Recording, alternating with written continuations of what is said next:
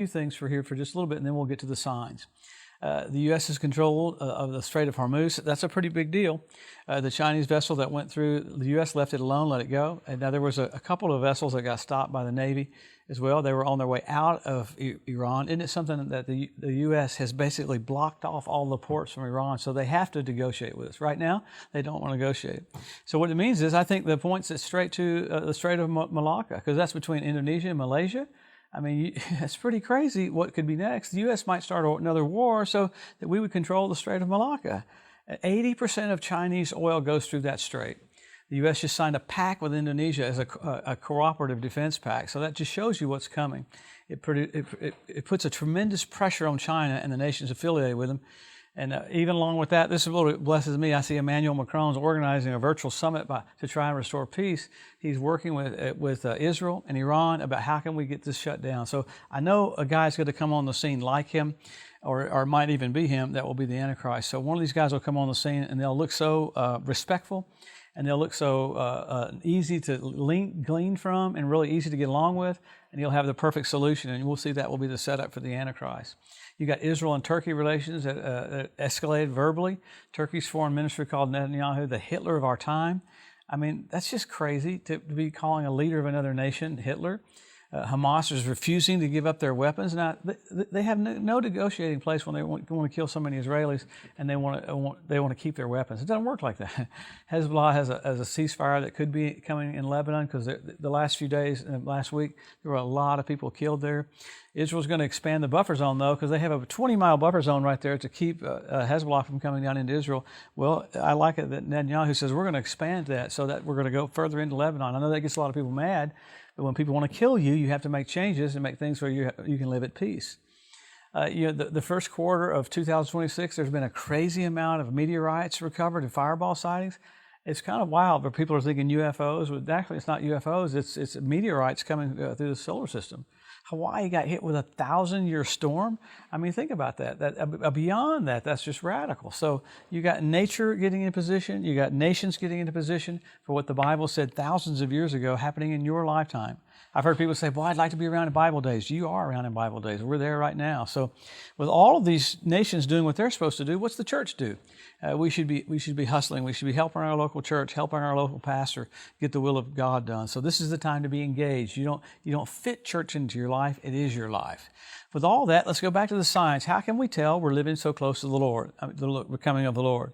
There are blatant things that have happened that Jesus talked about in Luke 21:24 that are so easy to understand. He said Jerusalem will be won back. That happened in 1967. He said Israel will be regathered. It happened in 1948. And he said the group of people that sees those two events will not pass away till all is fulfilled. So whether we like it or not, that's us. I heard people say, "I'm not comfortable with that." Well, too bad. This is the way it is. So after that, you have the Hebrew language restored.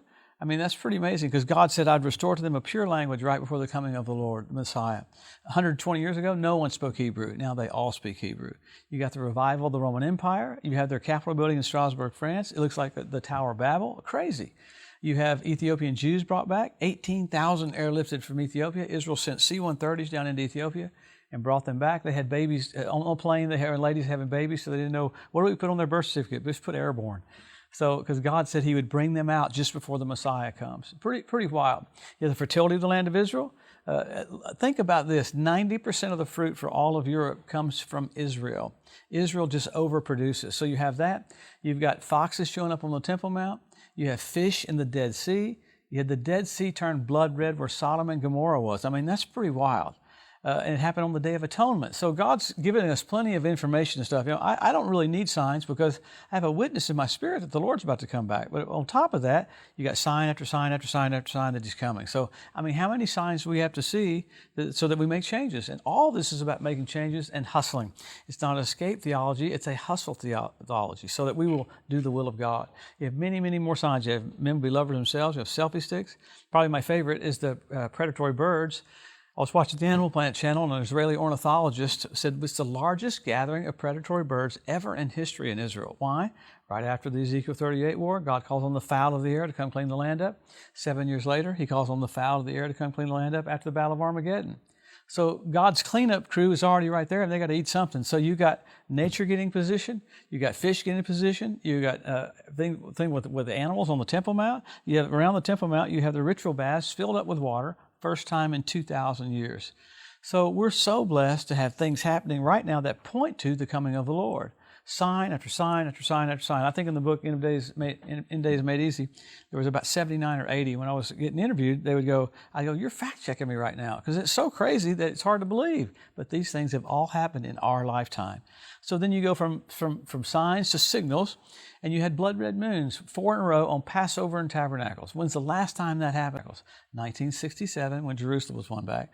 1948, when Israel was made a nation, and 1492 at the Edict of Expulsion, when the Jews were kicked out of Spain. So you have amazing things happening in the nation of Israel tied to sightings in the sky. So God's like, I'm going to let them figure this out. There's a lot of stuff happening right here. So then you have the Bethlehem star. You have Jupiter, Regulus, and Venus come together at the birth of Jesus. Jupiter is the king planet. Regulus is the king planet, regal. Men are from Mars, women are from Venus. So all three of those planets came together at what? The birth of the Lord. So that was signifying something's happening. That's pretty wild. And then you had a couple of years ago, that happened at the birth of Jesus, and that the constellation was Virgo. A couple of years ago, you had it happen again, and the constellation was Leo. He's the Lion of the tribe of Judah. So you got things happening in the earth show us that he's coming soon, things happening in the heavens show us they're coming soon, and even the Spirit of God in your own heart telling you Jesus is just about to come. So let's let the messages of all we've heard about the coming of the Lord move us. I would want to stay really, really close to Jesus. Let Jesus be first and foremost in everything you do. I'd wipe the slate clean to where I will think and meditate on nothing but Him. And I'll lay aside weights and sins and things that would so easily beset you, looking unto Jesus, the author and the finisher of your faith. So soon, you're going to see the King face to face. Wow, you ready to see Him? Eyes as a flame of fire, feet like unto fine brass, voice of many waters. We have no idea how wonderful it's about to be that we'll be with Him right there at His throne. Have a blessed week.